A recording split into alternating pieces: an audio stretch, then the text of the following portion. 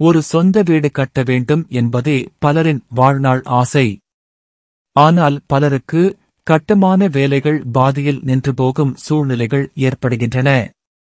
பணம் பற்றாக்குறை, எதிர்பாராத தடங்கல்கள் அல்லது குடும்ப சூழ்நிலைகள் போன்றவை இந்த கனவுக்கு இடையூறாக நிற்கின்றன.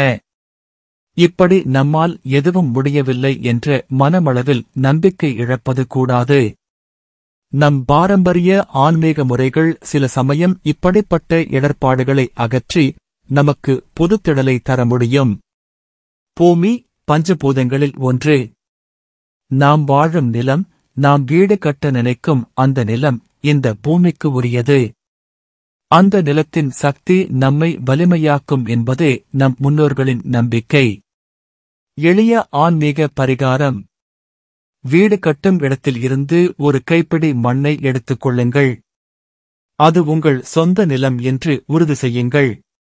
புதிய சிகப்பு துணியை எடுத்துக்கொண்டு அந்த மண்ணுடன் ₹1 நாணயத்தை சேர்த்து வையுங்கள். சிகப்பு நிறம் செவ்வாய், முருகன், வீரசக்தி, செழிப்பு ஆகியவற்றின் சின்னம். ₹1 நாணயம் ஆரம்பம், புது வளர்ச்சி, செல்வப்பெருக்கம் என்பவற்றைக் குறிக்கிறது.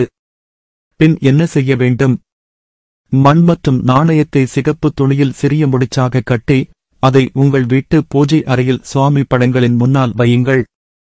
ஒவ்வொரு காலையும் பூஜை செய்யும் போது அந்த முடிச்சை தொடர்ந்து மனமுருகி வேண்டிக் கொள்ளுங்கள், என் வீடு தடையின்றி விரைவில் கட்டி முடிக்கப் பெற வேண்டும் என்று. உங்களால் முடிந்தால் தினமும் சிறிய கற்பூரம் ஏற்றி அந்த மண்ணுக்கு முன்பு தீபம் ஏற்றி வணங்குங்கள். மண் நமக்கு உயிர் தரும். நாம் பூமியிலிருந்து எடுக்கும் அந்த சிறிய மண் நமது நம்பிக்கையின் தூதராக பிரபஞ்ச சக்திகளை இயக்கும். மனமார்ந்த வேண்டுதலுக்கும் சங்கல்பத்திற்கும் அதிக சக்தி உண்டு.